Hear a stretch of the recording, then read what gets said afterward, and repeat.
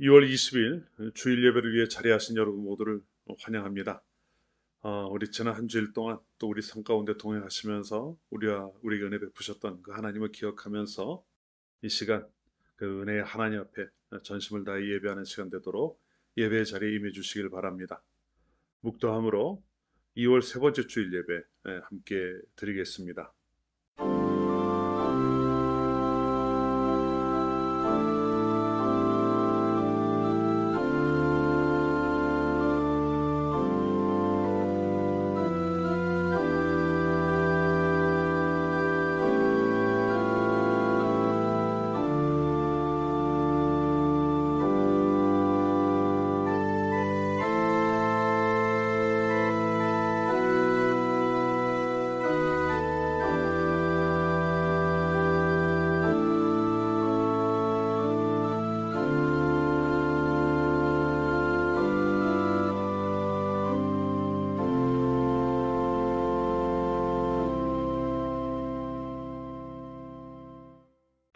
신실하신 하나님 아버지, 하나님의 사랑으로 구원받은 성도들이 하나님 앞에 나아갑니다. 세상 사람들은 육신의 즐거움을 따라 세상으로 나아가지만 하나님께 받은 은혜를 기억하는 하나님의 자녀들은 하나님을 예배하고자 각자의 자리에서 하나님을 향해 나아갑니다. 하나님을 예배하는 이 시간, 성령께서 예배하는 저희의 눈을 열어 하나님을 보게 하여 주시고 저희의 귀를 열어 하나님의 진리의 말씀을 듣게 하여 주시옵소서. 예배하는 모든 이들의 마음에 하나님께서 임하여 주시어 예비하신 은혜를 덧입혀 주시기를 간절히 소원합니다. 예배의 처음부터 끝까지 홀로 영광 받으시기를 원하오며 예수님의 이름으로 기원합니다. 아멘. 주를 위한 이곳에 우리 함께 찬양합니다. 주를 위한 이곳에 찬양합니다.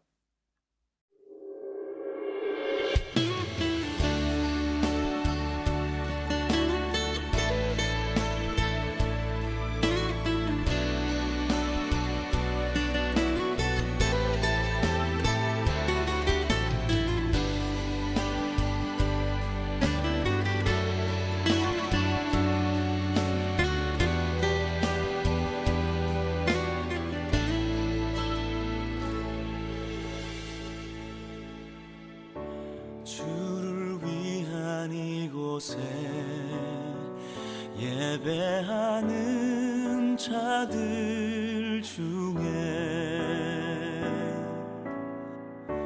그가 찾는 이 없어 주님께서 슬퍼하시네. 주님이 찾으시는 그 한 사람 그 예배자, 내가 그 사람 되길 간절히 주께 예배하네. 주 은혜로 이곳에 서 있네. 주 임재에 엎드려 절하네. 그 어느 것도 난 필요 없네. 주님만 경배해. 주 은혜로 이곳에 서 있네. 주 임재에 엎드려 절하네. 난 필요 없네. 주님만 경배해.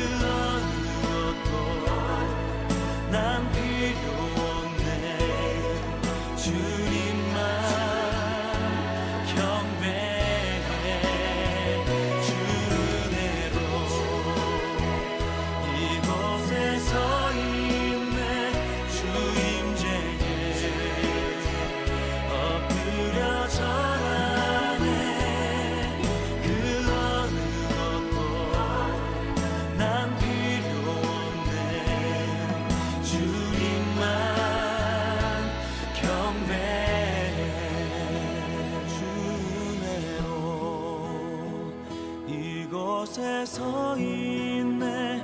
주 임재에 엎드려 절하네. 그 어느 것도 난 필요 없네. 주님만 경배해. 그 어느 것도 난 필요 없네. 주님만 경배해.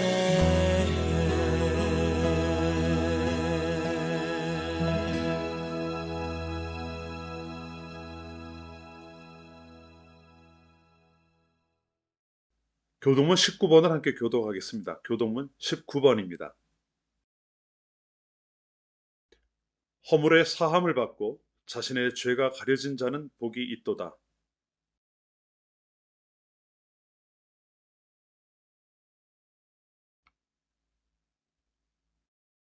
내가 입을 열지 아니할 때 종일 신음함으로 내 뼈가 쇠하였도다.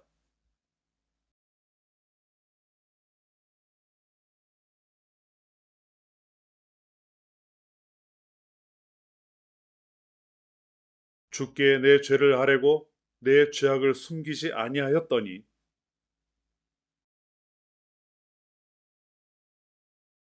이로 말미암아 모든 경건한 자는 주를 만날 기회를 얻어서 주께 기도할지라.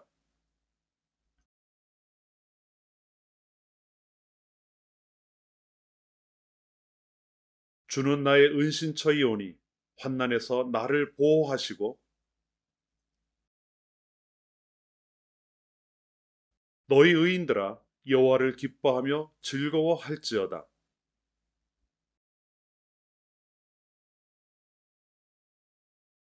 아멘. 사도신경으로 우리의 신앙을 고백합니다. 이 시간 사도신경으로 우리의 신앙을 고백합니다. 나는 전능하신 아버지 하나님, 천지의 창조주를 믿습니다. 나는 그의 유일하신 아들 우리 주 예수 그리스도를 믿습니다.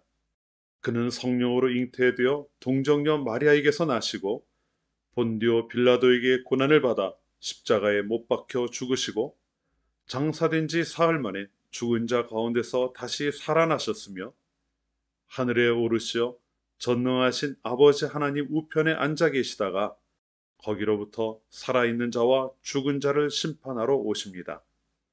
나는 성령을 믿으며 거룩한 공교회와 성도의 교제와 죄를 용서받는 것과 몸의 부활과 영생을 믿습니다. 아멘. 찬송가 90장 우리 함께 찬송합니다. 찬송가 90장입니다.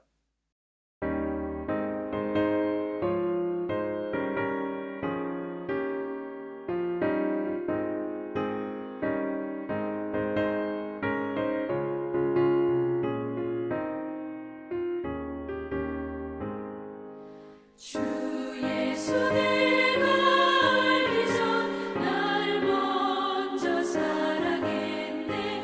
그 크신 사랑 나타나 내 영혼 거듭났네. 주 내 맘에 늘 계시고 나 주의 안에 있어. 저 포도 비유 같으니 참 좋은 나의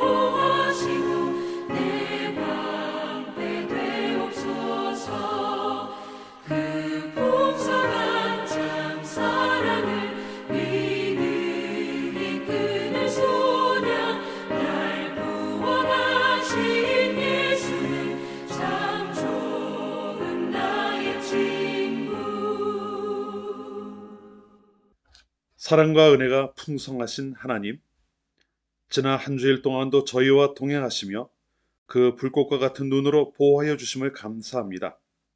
오늘 주일을 맞아 다시금 아버지 앞에 나와 예배하게 하심도 감사합니다. 이 시간 하나님을 예배하는 저희들 각 사람을 기억하여 주시고 저마다 예배하는 자리에 살아계신 하나님과 동행하는 그러한 시간이 되도록 인도하여 주시옵소서. 무엇보다 저희의 연약함을 아버지 앞에 내려놓습니다. 그리스도의 십자가의 보혈로 깨끗하게 하여 주시고 하나님을 예배하기에 선 모든 이들이 하나님 앞에 나아가기에 부족함이 없도록 하나님의 크신 능력의 손으로 만져 주시옵소서. 하나님, 저희들이 하나님의 사랑으로 하나님의 자녀가 되었습니다. 이전에는 죄의 종이었으나 이제는 하나님의 자녀가 되었음을 항상 기억하는 모두가 되게 하시고 무엇보다 하나님의 영이신 성령께서 저희와 함께하여서 성도로서 행할 마땅한 길을 분별하는 지혜를 갖게 하여 주시옵소서. 성도가 된 저희들 성령의 도우심 없이는 결코 하나님의 자녀로 살아갈 수 없음을 고백합니다. 성령께서 각 사람에게 충만하게 임하여 주시고 예배하는 모든 성도들이 성령 충만을 경험케 하여 주시옵소서. 비록 죄로 관영한 세상을 살아가지만 성령의 인도하심을 따라 결코 세상에 휩쓸리지 아니하며 성도가 행하여야 할 마땅한 길을 분별하며 걸어갈 수 있도록 능력과 지혜를 더하여 주시옵소서. 항상 깨어 있으라고 하신 말씀을 기억하고 이 세상 가운데 저희를 미혹하는 악한 것들에 결코 마음을 빼앗기지 않게 하여 주옵소서. 하나님, 두고 온 조국 대한민국을 위해 기도합니다. 앞으로 5년간 나라를 이끌 대통령을 선출하는 과정이 시작되었습니다. 저희의 눈으로 보기에는 그저 답답하기만 한 현실일지 모르지만 하나님, 그 가운데서도 하나님께서 이루어 가시는 일이 있음을 믿사오니 저희들 오직 그 눈을 들어 하나님 바라게 하시고 하나님을 의지하게 하옵소서. 상황이 답답할수록 더 기도하게 하시고 결국은 그들이 이루어가는 것이 아닌 역사의 주관자 되시는 하나님께서 모든 것을 이끌어 가심을 믿고 그러한 가운데서 소망을 발견할 수 있는 성도들이 되게 하옵소서. 저희가 조국을 위해 힘을 다하여 기도할 때 그 기도를 들으시고 저희가 미처 기대하지 못했던 일들까지도 이루어 가시는 그러한 놀라운 경험을 할 수 있도록 함께하여 주시옵소서. 하나님, 민행교회를 세우신 하나님의 뜻이 있음을 믿습니다. 교회가 세워지고 그 틀을 잡아가며 하나님의 뜻을 이루기 위해 힘을 모아 나갈 때 저희를 방해하는 세력이 있음을 성도들이 항상 기억하게 하시고 그 모든 일들 가운데 늘 깨어 기도로 모든 것들을 감당해 나가는 그러한 성도들 또 교회가 되게 하여 주옵소서. 사람의 뜻과 생각이 하나님의 마음을 결단코 앞서지 않게 하시고 하나님께서 이루실 일에 대한 소망이 결코 쇠하지 않게 하옵소서. 그래서 교회를 통해 더 많은 생명들을 구원하시고자 하시는 하나님의 선하신 뜻이 저희들 가운데 또 이 세상 가운데 온전히 이루어지게 하여 주옵소서. 하나님, 오늘도 저희에게 말씀 주심을 감사합니다. 말씀을 통해 저희가 깨닫게 하여 주시옵시고 말씀을 들을 때 더욱보다 구체적인 결단들을 이어갈 수 있는 성도들이 되게 하여 주옵소서. 예배의 모든 순서를 성령께서 친히 주장하여 주시기를 간절히 소원하오며 모든 말씀 예수님의 이름으로 기도합니다. 아멘.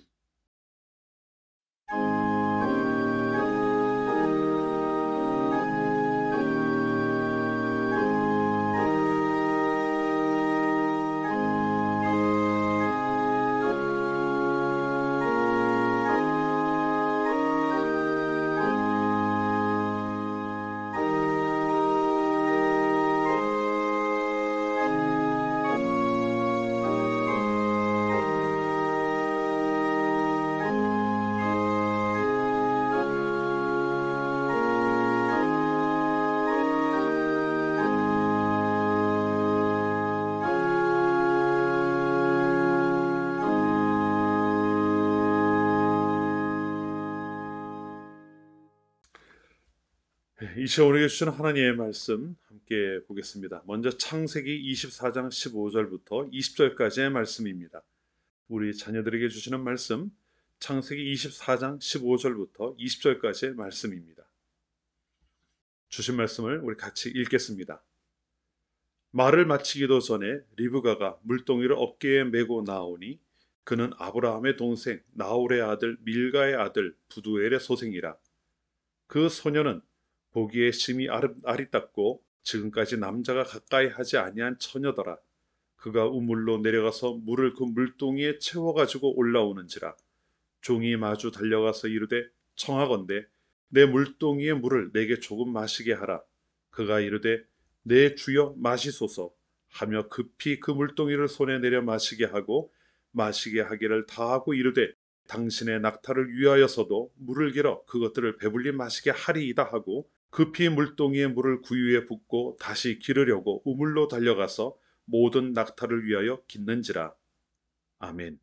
자, 우리 어린 여러분, 오늘은 우리 믿음의 조상이라고 하는 아브라함 때 있었던 이야기를 저와 함께 나누려고 합니다. 아브라함은 하나님께서 그 고향을 떠나고 부모를 떠나서 가나안으로 가라고 말씀을 하셨죠. 그래서 자기가 살던 하란이라고 하는 것을 떠나 이제 멀리 있는 가나안으로 가게 되었습니다. 하나님의 말씀을 따라 가나안에 와서 살기는 했는데 아브라함에게는 한 가지 걱정거리가 있었어요. 그러면 다른 것이 아니라 자기의 아들인 이삭이 이제 점점 성장해서 결혼을 할 때가 되었는데 아브라함은 자기의 아들이 가나안에 있는 여인들과 결혼하는 것을 원치 않았기 때문입니다. 그래서 아브라함은 집에서 일을 하고 있던 엘리에셀이라고 하는 종을 불러요. 그리고 자기의 친척들이 살고 있는 하란으로 가서 이삭의 아내가 될 만한 사람을 찾아보라. 그렇게 이야기를 합니다. 사실 엘리에셀이 이 명령을 받고 하란으로 가기는 하지만 엘리에셀이 가서 누구를 데리고 와야 되는지 알 수 있을까요? 아마 잘 몰랐을 거예요. 이삭의 아내가 될 만한 사람을 찾아 하란으로 가기는 했지만 그곳에 정말 누구를 데려와야 하는지 엘리에셀에게서도 굉장히 좀 답답한 일이었겠죠.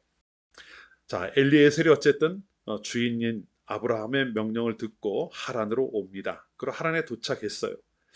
그래서 이제 한 우물가에 가서 이제 고민을 하는 거죠. 하란에 오기는 했는데 도대체 이삭의 아내로 어떤 여자를 데려가야 하는지를 도무지 알 수 없으니 마음이 얼마나 답답했겠습니까? 그런데 여러분, 이렇게 뭘 해야 될지 알지 못할 때, 또 마음이 답답할 때 우리가 무엇을 해야 될까요? 자, 엘리에셀의 이야기를 한번 볼게요. 엘리에셀은 자기가 와 있던 그곳에서 뭘 해야 될지 모르니까요. 어떤 여자를 만나고 또 어떻게 얘기해야 될지를 알 수가 없으니까 기도를 합니다. 하나님께 기도를 해요.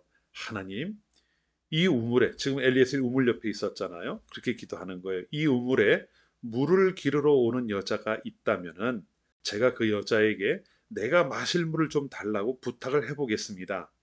만일 그 여자가 저의 부탁을 듣고 그 물을 나누어 마시게 해준다면, 그리고 그것에 끝나지 않고 제가 데리고 온 이 낙타들에게 마실 물을 길어주겠다고 이야기를 한다면은 그 여자가 바로 하나님께서 나의 주인 아브라함의 아들인 이삭의 아내로 준비한 사람인 줄 알겠습니다. 라고 기도를 했어요. 그런데 여러분, 이 엘리에셀의 기도가 끝나기도 전에요. 정말 한 여자가 물동이를 이고 우물로 물을 길러 왔습니다. 그래 엘리에셀이 자기가 기도한 게 있으니까 그 여자에게 부탁을 했어요. 저희 나에게 물을 좀 나누어 마실 수 있게 해 주시겠습니까? 라고 부탁을 했어요. 근데 그 여자가 어떻게 했을까요? 마치 그 말이 끝나기를 기다렸다는 듯이 얼른 물동이를 내려서 자기가 물을 길어 가져가려고 했던 것을 엘리에셀에게 나누어서 마실 수 있게 해 주었습니다. 그뿐만이 아니에요. 그 여자가 하는 이야기는 엘리에셀이 끌고 온 낙타들에게도 제가 마실 물을 길어 줄 테니 염려하지 마십시오라는 말까지 했던 거죠. 자, 여러분 어때요? 지금 엘리에셀의 눈앞에 일어나고 있는 일들이 아까 엘리에셀이 기도했던 내용들과 똑같이 되고 있는 것이죠. 아마 엘리에셀은 깜짝 놀랐을 거예요. 자기가 했던 기도를 하나님께서 들으시고 그 자리에서 바로 응답을 해주셨으니까요. 결국 엘리에셀은 그 여자가 하나님께서 준비해 주신 이삭의 아내가 될 사람이라는 걸 알게 됩니다. 바로 리브가죠. 그리고 그 리브가는 이삭에게 시집을 가게 되어 자기 가족을 떠나서 멀리 가나안까지 가서 이삭과 함께 살아가게 되는 겁니다. 자, 여러분, 우리가 오늘 이 이야기에서 기억해야 될 것이 무엇일까요? 오늘 우리는요, 엘리에셀이 기도했던 것을 눈여겨볼 필요가 있어요.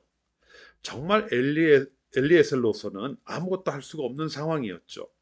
야, 어디로 가서 누구를 만나야 할까? 어떤 사람을 데려가야 할까? 고민이 이만저만이 아니었을 거예요. 그런데 그것을 가지고 걱정하기보다는 또는 고민하기보다는 먼저 하나님께 기도를 했던 겁니다. 기도를 하고 나니까 하나님께서 그가 행할 길을 다 보여주셔서 한 번에 딱 만나야 할 사람을 만날 수 있게 해주셨던 거죠. 사랑하는 어린이 여러분, 우리가 기도를 하는 것은요, 바로 그와 같은 하나님이 계시기 때문이에요. 엘리에셀의 기도만이 아니라 우리의 기도도 하나님께서는 그렇게 들어주시는 것을 우리가 알기 때문이죠. 하나님은 여러분이 조용히 기도하는 것까지도 귀를 기울이고 들으셔요. 그리고 여러분이 꼭 그 기도하는 내용이 가장 합당할 때 이루어질 수 있도록 하나님께서는 응답을 해 주신다는 겁니다. 그러면 우리는 무엇을 해야 할까요? 그 하나님을 믿고 우리가 만나는 어떠한 일들 가운데서도 항상 기도하기를 쉬지 않아야 하겠죠. 오늘 함께 예배하는 어린이 여러분, 꼭 기억하시기를 바라요. 엘리에셀의 기도를 들으셨던 하나님은 여러분의 기도도 들으십니다. 그 하나님을 믿고 여러분들도 여러분이 만나는 모든 일들 가운데 항상 하나님을 찾고 기도하는 그러한 믿음의 사람들, 믿음의 어린이들이 되시기를 주님의 이름으로 축원합니다. 우리 같이 기도할게요. 하나님, 오늘 저희에게 주신 말씀 속에서 하나님께 정말 답답한 상황에서 기도함으로 자기가 어떻게 해나가야 되는지를 하나님으로부터 응답받았던 엘리에셀의 이야기를 보았습니다. 저희들도 하나님 앞에 이렇게 기도하는 걸 쉬지 않는 어린이들이 되게 하시고 어떤 일이든 항상 하나님께 먼저 기도하며 하나님을 찾을 수 있는 그러한 어린이들이 되게 하여 주시옵소서. 그래서 내가 생각하는 대로 살아가는 어린이들이 아니라 하나님께 기도하고 하나님께서 보이시는 길을 온전히 따라가는 그러한 어린이들이 되게 하여 주시옵소서. 예수님의 이름으로 기도합니다. 아멘. 자, 우리 말씀 한 곳을 더 봅니다. 우리 장년들에게 주시는 말씀입니다. 시편 126편 1절부터 3절까지의 말씀입니다. 시편 126편 1절부터 3절까지의 말씀 우리 함께 읽겠습니다.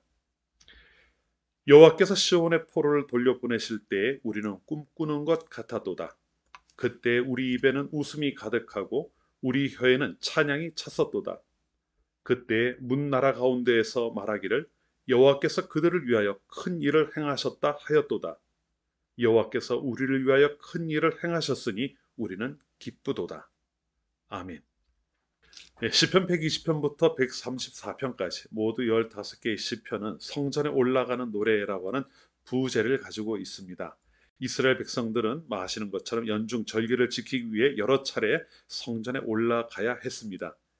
그런데 이런 부제를 가진 시편들은 그때 예루살렘을 향해 성전 향해 올라가던 이들이 부르던 찬양이죠. 자신들을 위해 베푸신 하나님의 은혜를 노래하기도 하고 또 엄청난 일들을 이루신 하나님 앞에 나아간다는 기대가 담겨있는 그러한 시편들이기도 합니다. 오늘 본문 126편 역시 바벨론 포로 생활을 마친 후에 그들을 다시 회복시키신 하나님의 은혜를 이제 찬양하는 그러한 시편이에요. 오늘 이 말씀을 우리가 함께 살펴보면서요.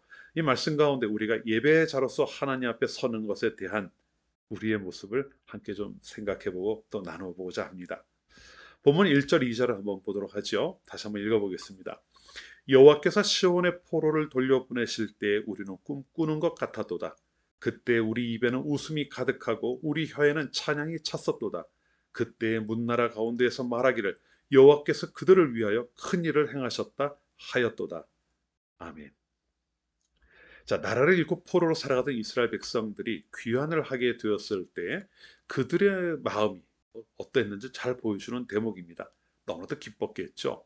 전혀 기대하지 못했던 일이 일어났고 그것으로 인해 그들은 억제할 수 없는, 참을 수 없는 그러한 기쁨을 경험하고 있었던 것을 보여줍니다. 특히 2절 상반절을 보면 너무나도 기쁜 나머지 그 저절로 흘러나오는 웃음을 제어할 수 없는, 절제할 수 없는 그런 상황의 모습을 또 표현해 주기도 하고 있어요. 그런데 여러분, 본문에는 웃음이나 찬양이나 기쁨과 같은 이러한 이야기들이 나오지만 사실 불과 얼마 전까지 그들로서는 이러한 상황을 상상할 수 없었던 것을 우리는 알고 있습니다. 포로로 잡혀가 살아가던 시기, 그 시기에는 오늘 본문에서 이야기하는 것 같은 기쁨을 이야기할 수 있는 상황이 전혀 아니었기 때문이죠. 시편 137편을 보면은요, 이스라엘 백성들이 포로로 잡혀가서 살던 시기에 불렀던 찬양, 그 시편이 기록되어 있습니다. 거기 보면 이런 이야기가 나와요. 우리가 바벨론의 여러 강변 거기에 앉아서 시온을 기억하며 울었도다. 그 중에 버드나무에 우리가 우리의 수금을 걸었나니 이는 우리를 사로잡은 자가 거기서 우리에게 노래를 청하며 우리를 황폐하게 한 자가 기쁨을 청하고 자기들을 위하여 시온의 노래 중 하나를 노래하라 함이로다. 우리가 이방 땅에서 어찌 여호와의 노래를 부를까? 여러분 어떻습니까? 이제 같은 시편 안에 기록되어 있는 건데요. 지금 읽은 시편 137편은 포로기 중에 이제 그 기록된 시편이고요. 아까 우리가 오늘 본문으로 삼은 126편은 마친 이후에 기록된 시편입니다. 너무 분위기가 다르죠. 자, 포로로 잡혀가 있는 도중에 그들은 노래를 부르라고도 할 수가 없었습니다. 이방 땅에서 자기들이 억지로 떠나올 수밖에 없었던 시온을 생각하며 눈물 짓고 한숨 지며 슬퍼하는 것이 그들이 할 수 있는 것이었음을 이야기하고 있는 겁니다. 이게 불과 얼마 전의 상태예요. 그런데 그것이 변한 겁니다. 그래서 지금 그들의 입에서는 웃음을 지을 수 있고 그들의 혀에서는 찬양이 끊임없이 흘러나오는 그러한 상황이 되었음을 고백하고 있는 것이죠. 무엇이 이런 드라마틱한 변화를 만들어낸 것일까요? 이 3절을 보면 그 이야기가 나옵니다. 여호와께서 우리를 위하여 큰 일을 행하셨으니 우리는 기쁘도다. 자, 하나님께서 큰 일을 행하셨기 때문에 우리가 기쁘다고 고백하는 겁니다. 다른 이유가 없어요. 하나님께서 큰 일을 행하셔서 포로되었던 곳에서 이스라엘로 돌아올 수 있게 해주셨습니다. 그리고 그동안은 그들에게 제어되어 할 수 없었던 하나님을 향한 제사를 할 수 있게 되었고 하나님을 찬양하는 것이 자유로워진 그런 삶을 살게 된 것이죠. 그런 일들이 이제껏 시온을 생각하며 눈물을 흘리던 이들로 하여금 끊임없이 하나님을 찬양할 수 있게 만들어 준 겁니다.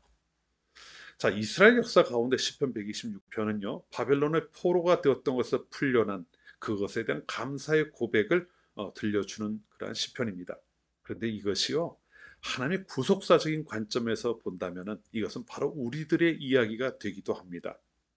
역사를 보면은요, 남은국 유다는 바벨론에 의해 멸망당하고 70년의 포로기를 지내게 됩니다.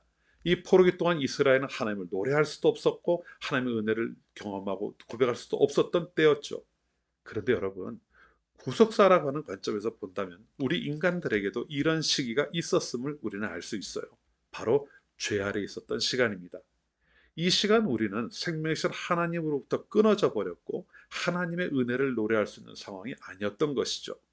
그런데 하나님은 이스라엘을 포로에서 돌아오게 하셨던 것처럼 우리들도 그 죄에서부터 풀려나게 하셨어요. 자유롭게 하셨죠. 그래서 하나님의 자녀가 되는 자리로 우리를 이끌어 가셨던 겁니다. 그 이야기를 에베소 5장 8절에서 이렇게 설명을 합니다. 너희가 전에는 어둠이더니 이제는 주 안에서 빛이라. 예전에는 포로였으나 하나님의 은혜로 회복된 이스라엘처럼 우리도 예전에는 어둠에 속한 자였지만 곧 죄에 속한 자였지만 이제는 빛에 속한 자들, 하나님의 은혜 아래 속한 자들로 삼아 주셨다는 거죠. 이스라엘이 바벨론의 포로에서 돌아와 자유자가 되었던 것처럼 우리들도 죄의 종에서 해방되어 하나님의 자녀가 되도록 인도하신 겁니다.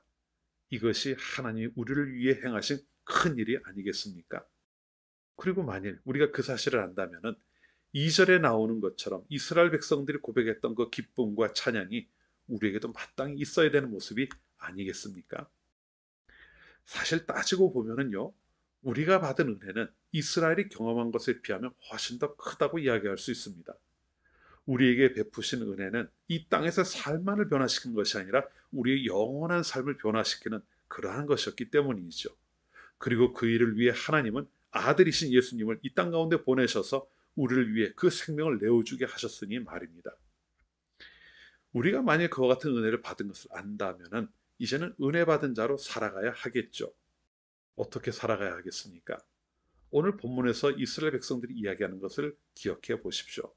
그들이 기뻐하며 찬양하며 하나님을 향해 그 모든 것을 고백하는 그 모습이 사실 우리에게 있어야 하는 모습입니다. 성도에게는요, 인상 쓰고 찌푸리고 불평하는 이러한 모습이 결코 어울리는 모습이 아닌 겁니다. 그거는요, 예전에 우리가 하나님으로 인하여 은혜를 누리기 이전에 사탄의 권세 아래 있을 때 우리가 행하던 모습임을 우리는 잊어서는 안 되는 겁니다. 그 자리에서 우리를 놓아주셨는데 우리가 계속 그러한 모습을 반복하며 살아가는 것이 합당한 일이겠습니까? 결코 아니죠. 문제는 우리들이요, 하나님이 행하셨다고 하는 그 큰 일을 하나님께서 바로 나를 위해 행하신 일이라고 고백할 수 있느냐 하는 것에 달려 있을 겁니다. 우리가 그것을 기억하고 고백하며 하나님께서 나를 위해 행하신 일이라는 걸 고백할 수 있다면, 그걸 깨달아 안다면 우리가 성도라고 하는 그 자리에서 어떻게 살아가는지를 깨달아 그 길을 갈 수 있을 겁니다. 그 안에 기쁨이 넘치지 않겠습니까? 감사가 넘치지 않을까요? 하지만 그 사실을 깨닫지 못하기 때문에 예전에 있었던 그 모습을 계속 반복하며 또 고집하며 살아가고 있는 것이 아니겠느냐는 말이지요. 사랑하는 성도 여러분, 여러분이 하나님의 사랑을 어떻게 받은 자들인지를 분명히 기억하십시오. 여러분은 하나님께서 죄로부터 자유케 하시려고 대신 십자가를 그 독생자 예수 그리스도로 하여금 담당하게 하신 그러한 사람들입니다. 여러분 그 사실을 분명히 알고 계시지 않습니까? 예수 그리스도를 통해 우리에게 주신 그 복음으로 인해 우리가 마땅히 누려야 할 기쁨을 잃어버리지 않으시길 바랍니다. 우리가 사람에 만나는 일들이 그 기쁨을 넘어설 수 있는 것은 아무것도 없습니다.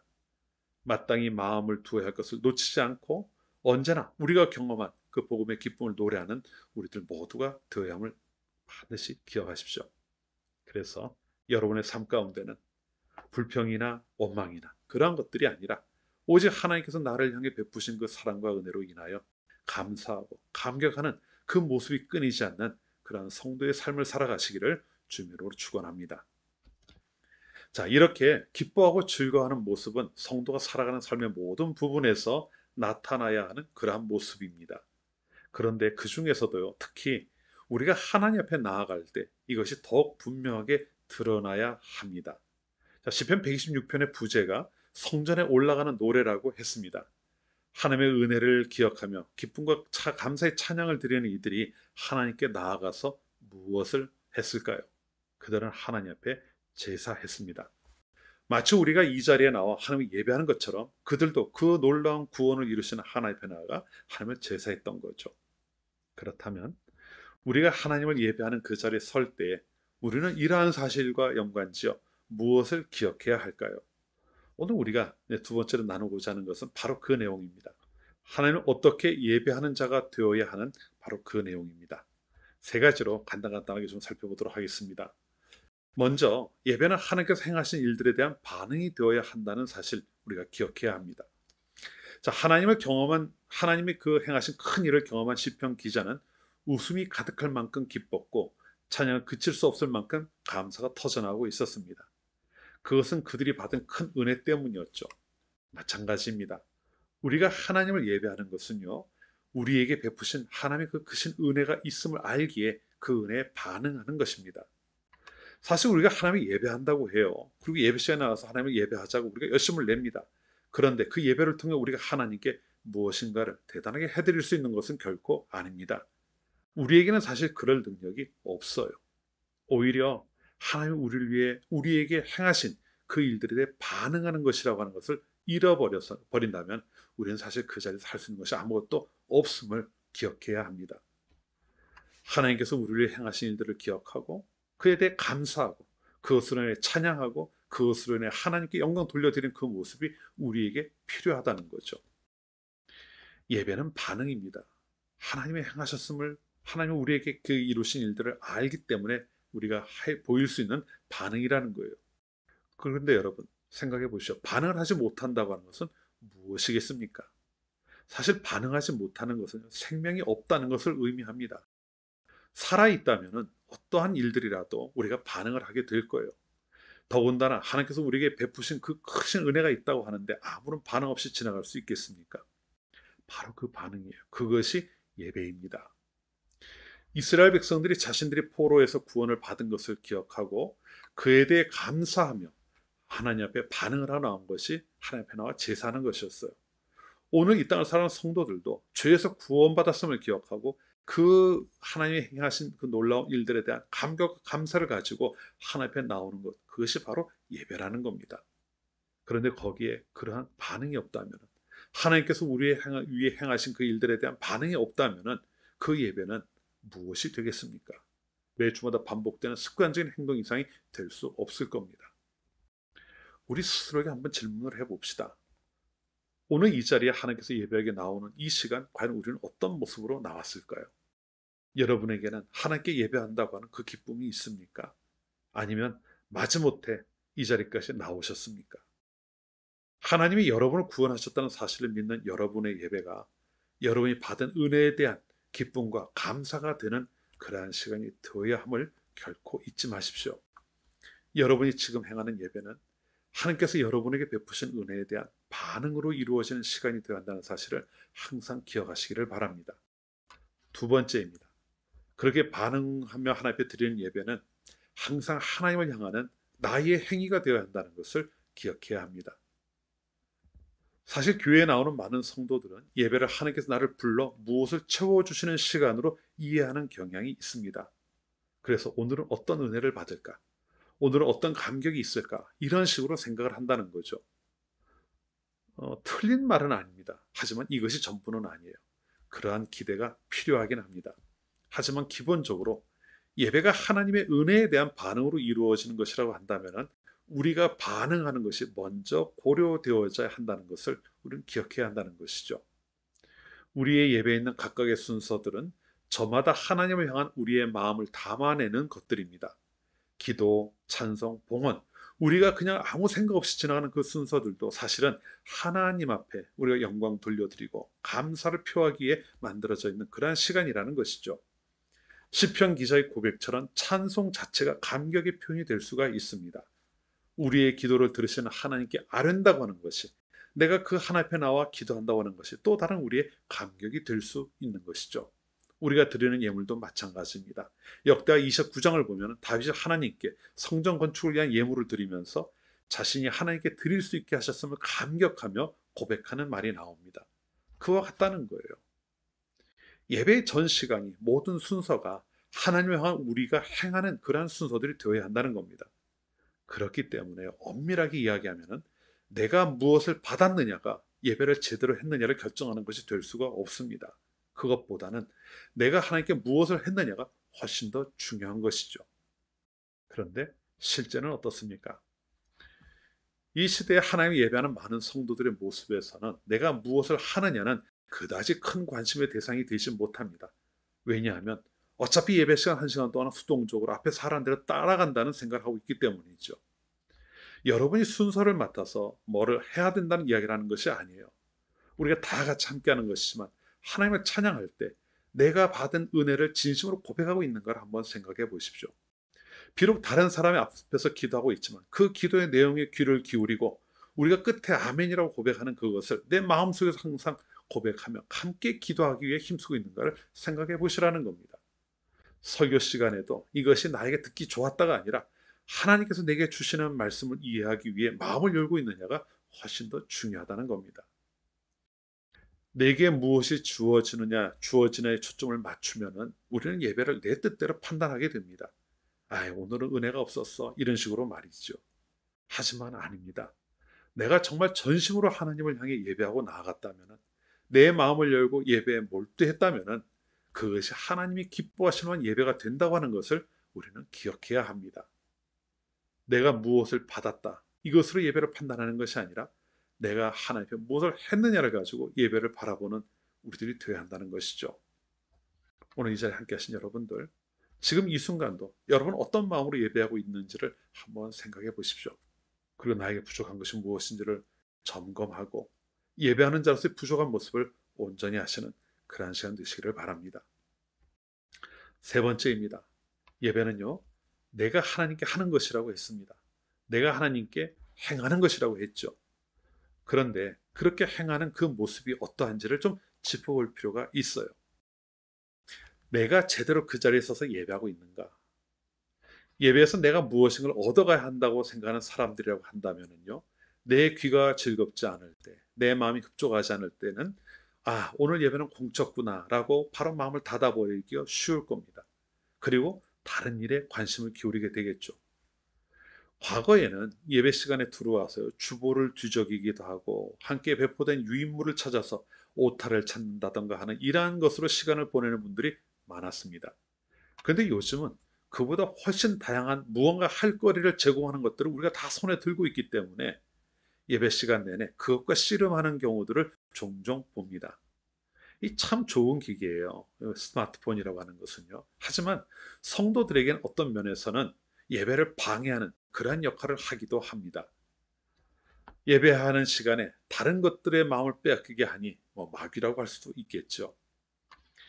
요즘 전철을 타면요, 정말 많은 사람들이 스마트폰을 들여다보고 있는 것을 볼 수가 있습니다. 정말 어디에서건 스마트폰이 사람들의 시선을 사로잡고 있죠.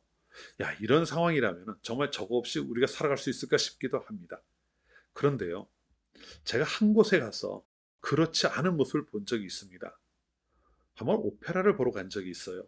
근데 정말 놀라운 것은요, 몇 시간 동안 이어지는 그 공연 시간 내내 아무도 스마트폰을 쳐다도 보지 않고 있었다고 하는 겁니다. 모두가 앞에서 이루어지는 공연에 아주 몰두하고 있더라고요. 뭐가 다른 걸까요? 교회가 극장보다 못한 것일까요? 아니면은 교회에서 우리가 예배하는 하나님이 그 공연장에서 앞에서 뭔가 연기를 하거나 노래를 하는 그 사람들보다 못하기 때문일까요? 사실은 엄밀하게 따지면 비교할 수 있는 대상이 아닙니다. 그런데 예배하는 시간에 왜 우리는 하나님께 집중하지를 못하는 걸까요? 비단 스마트폰만의 이야기가 아닙니다. 얼마나 많은 일들이 우리 마음을 채우고 우리 마음을 빼앗아 갑니까? 그래서 하나님을 온전히 바라보지 못하게 하는 일들이 얼마나 많습니까? 우리가 왜 그런가를 생각할 필요가 있어요.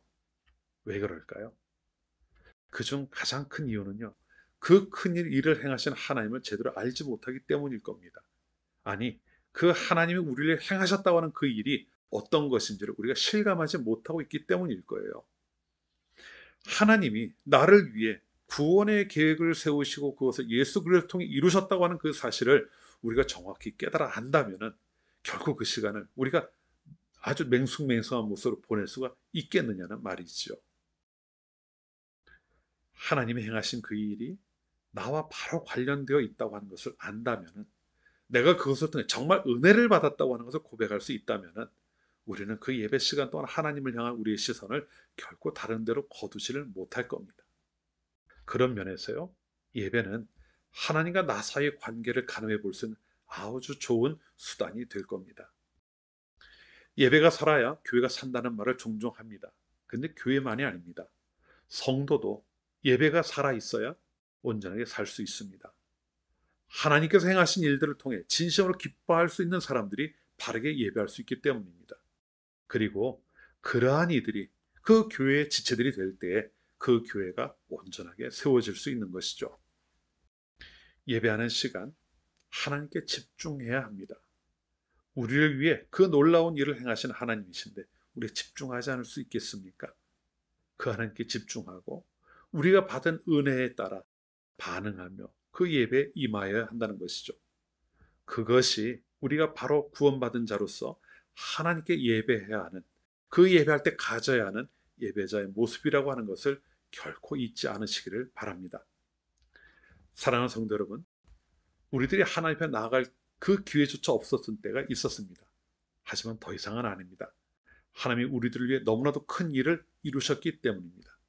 이제는 죄의 포로가 아니라 하나님의 약속을 가진 자녀가 된 것이죠. 내가 어떤 존재인지, 어떻게 그런 존재가 되었는지를 분명히 기억하십시오. 그리고 그 일을 이루신 하나님께 마땅히 드려야 할 예배를 온전히 드리는 예배자들이 되시기를 바랍니다. 구원의 감격을 기억하고 기쁨으로 예배하셔야 합니다. 예배 받으시는 분은 언제나 하나님이라고 하는 사실을 잊지 않고 예배하는 순간 전심으로 하나님을 향할 수 있어야 한다는 말입니다. 요한복음 4장에서 하나님은 당신에게 바르게 예배할 자들을 찾으신다고 하셨습니다. 예수님의 말씀이 있죠. 오늘 이 시간 예배하는 여러분 모두가 바로 하나님께서 찾으시는 그러한 예배자가 되시기를 바랍니다. 하나님이 예배하는 그 순간마다 하나님께서 찾으시고 기뻐하시는 그러한 예배자가 되어서 여러분의 삶 가운데 예배를 통하여 여러분의 삶이 더욱더 하나님의 사람으로서 온전하게 세워지고 하나님이 베푸시는 은혜를 더욱 깊이 경험해 나가는 그러한 은혜를 누리는 모두가 되실 수 있기를 주님의 이름으로 축원합니다. 기도합시다. 하나님 아버지, 만세 전에 저희를 택하시어 하나님의 자녀로 삼아 주셨음을 감사합니다. 이제 저희들은 하나님의 은혜를 받은 자로 이 세상을 살아갑니다. 그 은혜를 받은 자로서 하나님께 감사하는 성도들이 되게 하옵소서. 특별히 하나님을 예배하는 자리에 부름을 받았습니다. 받은 바 은혜를 기억하며 합당하게 예배하는 모두가 되게 하시고, 습관을 따라 예배하는 것이 아니라 온전한 고백을 가지고 하나님 앞에 나아가는 성도들이 되게 하옵소서. 그래서 오늘 말씀을 통해 나눈 것처럼 하나님께서 찾으시는 바르게 예배하는 성도가 되게 하시고, 그렇게 예배하는 저희들을 통해 하나님께서는 홀로 영광을 받으시옵소서. 예수님의 이름으로 기도합니다. 아멘. 찬송가 288장 우리 함께 찬송합니다. 찬송가 288장입니다.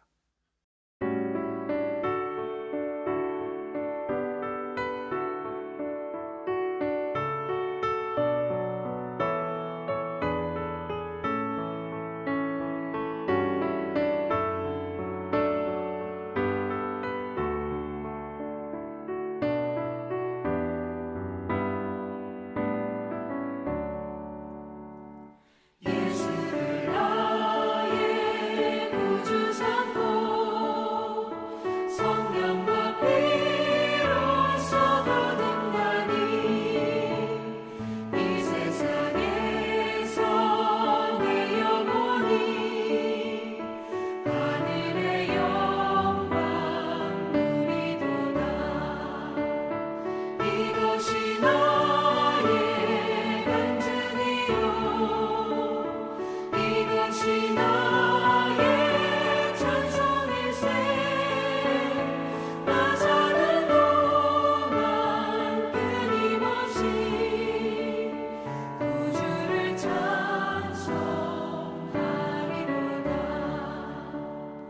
온전히 주께 맡긴 내 영, 사랑의 음성을 듣는 중에 천사들 왕래하는 것과 하늘의 영광 보리로다. 이것이 나의 간증이요 이것이 나의 찬송일세. 나 사는 동안 끊임없이 구주를 찬송하리로다.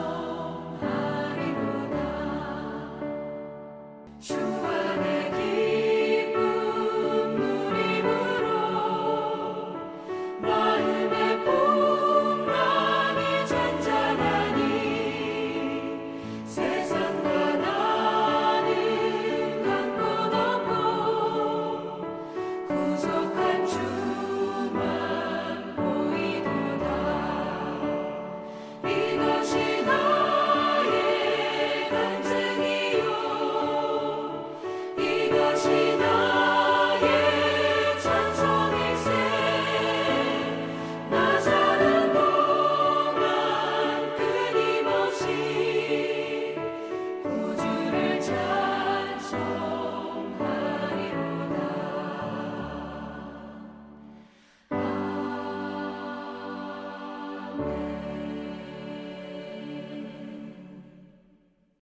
들으신 예물을 위해서 다시 한번 기도합니다.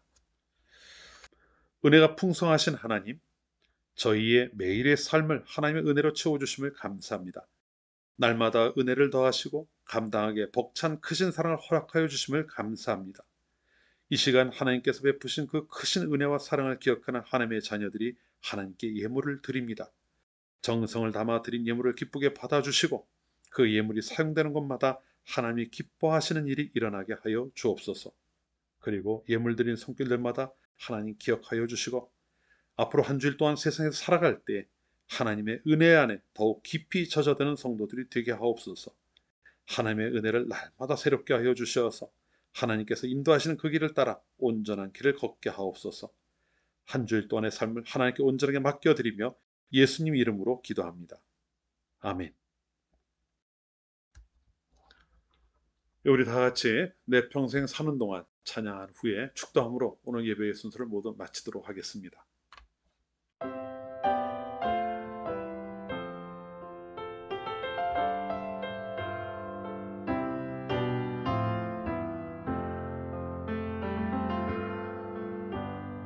내 평생 사는 동안 주 찬양하리. 여호와 하나님 내 주를 찬양하리. 주님을 묵상함이 즐겁도다. 내 영혼 주 안에서 참 기쁘리.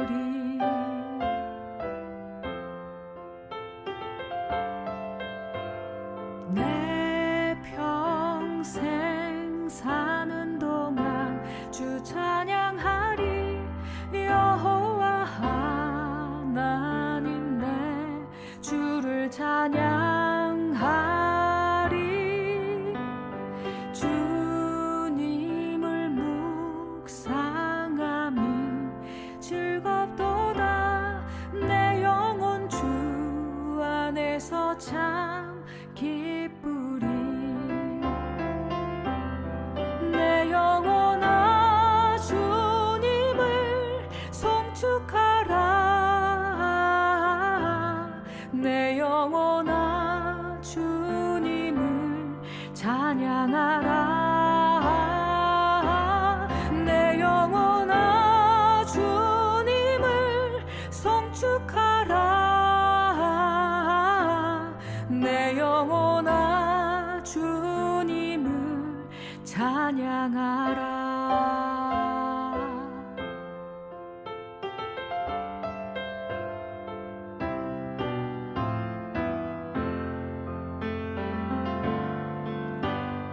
내 평생 사는 동안 주 찬양하리. 여호와 하나님 내 주를 찬양하리. 주님을 묵상함이 즐겁도다. 내 영혼 주 안에서 참 기쁘리. 내 영혼아 주님을 송축하라. 내 영혼아 주님을 찬양하라. 내 영혼아 주님을 송축하라. 내 영혼아 주님을 찬양하라. 내 영혼아 주님을 송축하라. 내 영혼아 주님을 찬양하라. 내 영혼아 주님을 송축하라. 내 영혼아 주님을 찬양하라. 내 영혼아 주님을 찬양하라.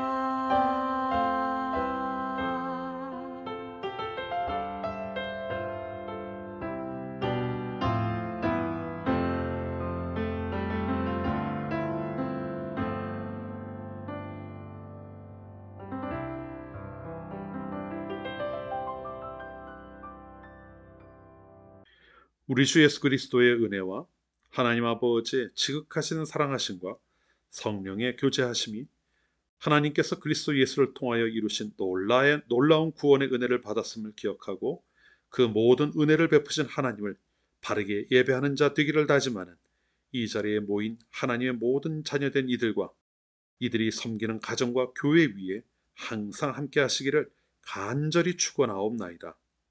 아멘.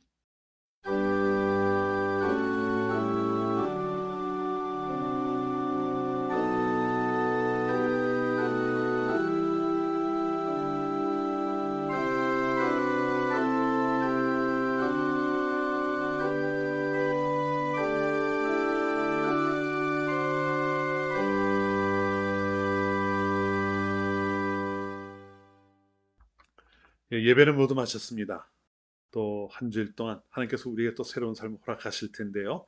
그 시간 동안 하나님과 동행하시며 언제나 주 안에서 누리는 기쁨과 평안을 맛보는 모두가 되시기를 바랍니다. 우리 다음 주일 또 건강한 모습으로 다시 뵙겠습니다. 한 주일 동안 주님과 동행하며 평안하십시오. 샬롬.